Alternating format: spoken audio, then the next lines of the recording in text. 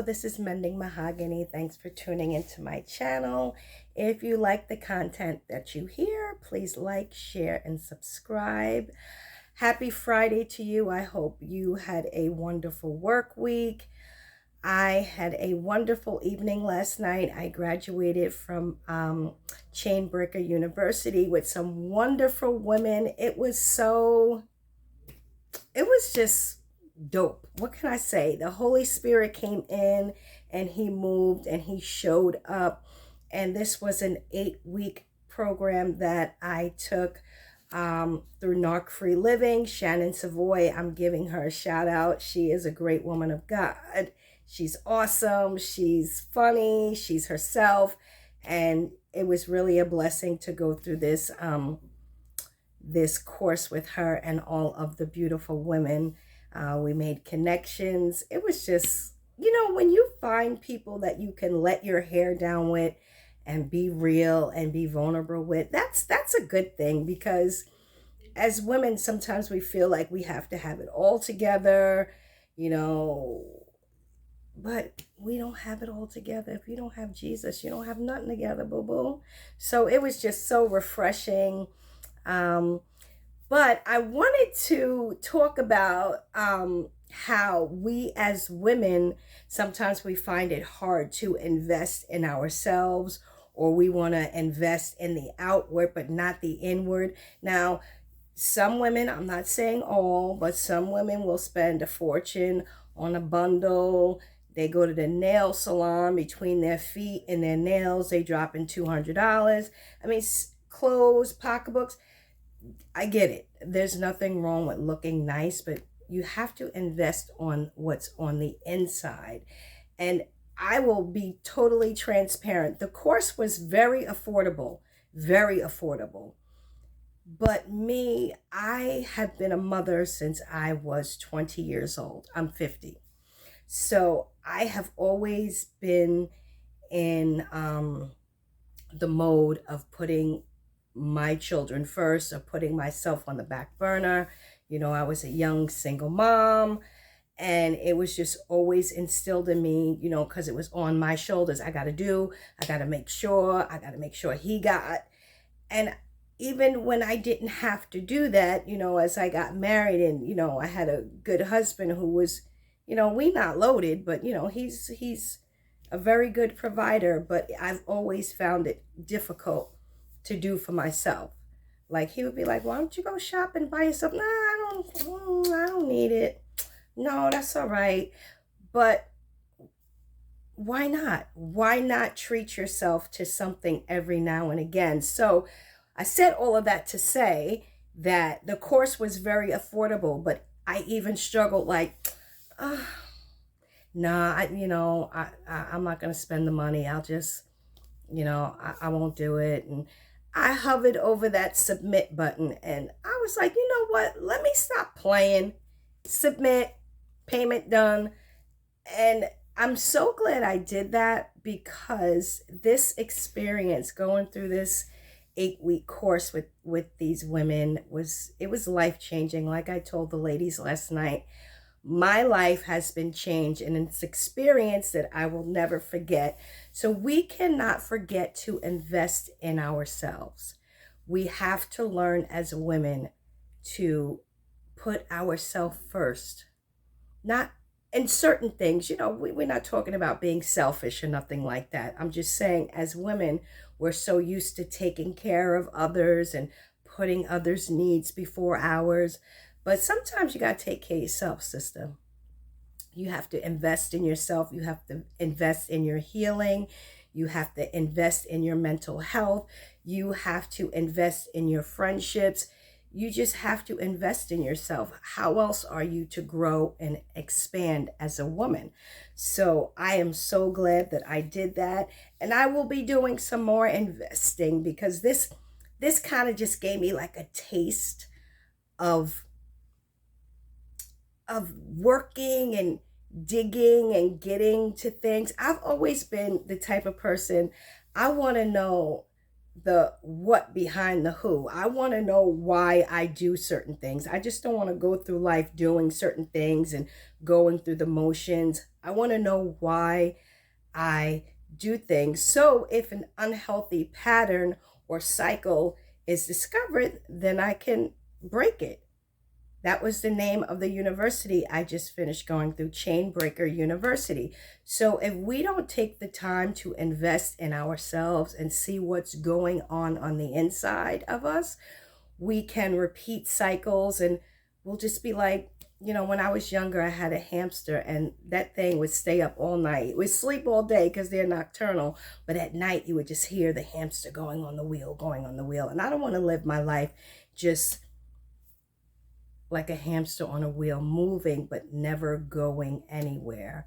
So I'm just so psyched because last night we was on the Zoom for 5 hours, but I tell you, I went to work and I was still on a spiritual high just because I was so blessed at how God showed up. Well, when you give God space, when you make yourself available to Him, He will show up. It doesn't matter that we were all in different parts of the country, different time zones, different nationalities, different ages. We all had different stories, but we had something that drew us together, which was Jesus Christ.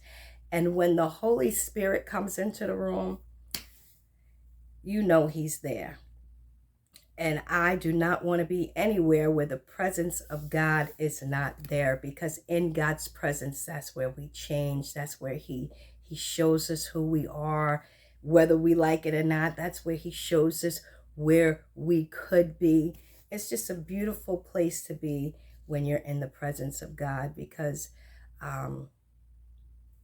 there's no place I'd rather be but in God's presence. And I'm just so happy and so blessed. I was praying about that's the joy of social media. Social media has its downfalls, but it also has its advantages, because you can connect with some wonderful people. Yeah, you got to be cautious. You got to check people out. I'm not saying you don't, but the good thing about social media is that time and space does not stop you, from connecting with people. And that's how I like to use social media. I'm not trying to be arguing with people on Facebook. And my son says Facebook's for old people. That's what he's like, Mom, I'm not on Facebook. That's for old people. But social media just it has its own drama, but you can still be on social media and still use it for the upbuilding of God's kingdom and to connect with some beautiful people. I hope that you guys have a lovely weekend. Me, myself, I just feel like I just want to rest. I just want to rest and just recoup. Like I said, I've had, like, this week was such a busy week. I don't know if you previously seen my video, but a friend of mine, her husband died while we were on vacation. So we had the family over for dinner. Her children were, her son's in the military, so we wanted to have him over before he went back to Hawaii. Just praying and lifting up the family and just letting them know that, they're loved and we're praying for them, and, still having to go to work and do the other things that you have to do in life. But, when you take the time to pour out on people, when you take the time and you set aside time to just make a phone call or, send a text to somebody, or if the Holy Spirit brings somebody in your spirit, just stop and pray. If you take the time to do that, your spirit will become more sensitive when God says move. Because when I go to work, I pray in the morning. That's my thing. I pray in the morning. I use that time to pray. And it's sometimes I get in the car and I'm listening to something else. I could be listening to the radio or a YouTube video, and the Holy Spirit be like, it's prayer time. So I gotta take my phone, shut it down, and just spend that time with God, because He's worthy of our time. He's worthy of our praise. He's worthy of our adoration. He's just so wonderful. And it's a Friday night. I remember Friday nights were when I first became a Christian. Friday nights, I don't know, I was kind of like anxious on Friday nights, like the weekend, because when you're in the world, everybody's waiting for Friday night, so you can go party and hang out and do what you want to do. But when I first became a Christian, it was weekends were anxious for me because I'm like, well, what am I supposed to do now? I'm not hanging out. I'm not doing this, that, and the other. But as I grew, now I can't tell the days from the nights. I mean, like Friday is just like a regular day. Saturday is just like a regular day. I mean, that was many years ago. I've been saved for about 24 years. I got saved when I was I 25? I think I was 25 when I got saved. And but that's when I talk to young people, because I'm kind of like mentoring a young girl, because it's tough when you are young and you're a Christian. You need somebody who's gonna, especially if your family's not going that way. Because I got saved when I was 13, but then I backslid and I didn't come back to the Lord till I was 25. But the stuff that I could have avoided if I didn't backslide, so when I see youth, I try to encourage them, if you need help, if you feel alone, reach out to somebody, because the enemy wants to pull you back into the world. And when he pulls you back into the world, you get entangled in so many things that you could have avoided. So I always tell young people, stick with God. Stick with God. Stick with God. They granted they're dealing with things that I didn't deal with at that age, but we serve in the same God, and God is able to keep them.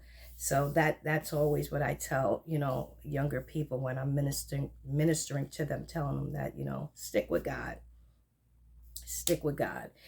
My grandmother used to say, serving God is high adventure. It's not boring. There's always something going on, and there's always a devil to fight. So being saved is not boring.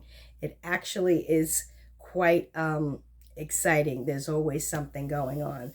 So I hope everybody has a lovely weekend. I feel like I'm rambling now, but I'm just still so excited about our graduation last night.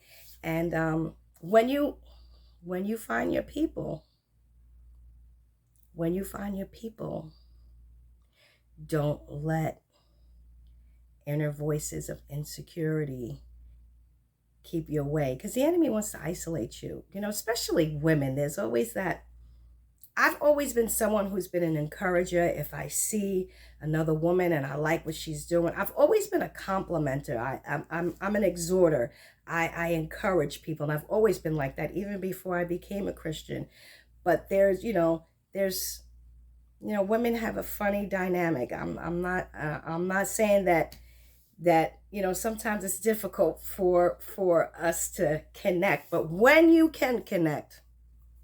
When it's always good to have people around you who will tell you, girl, that skirt too tight.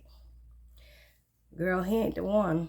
You've been in the flesh lately. You reading, you pray. You need somebody who's going to tell you the truth. I don't want cheerleaders in my ear telling me, Steph, you great, Steph, you this. I want somebody to sit down and be like, that right there, you need to work on. Because we all have things we need to work on. We don't need a group of people in our corner telling us that we're great when we're messing up. Of course, you want the people around you to lift you up, but you also want people around you who are going to tell you the truth about who you are and where you're going, because you need that in life. But like I said, have a lovely weekend. Thank you for tuning in. This is Mending Mahogany. Please like, share, and subscribe, and have a wonderful weekend. Bye.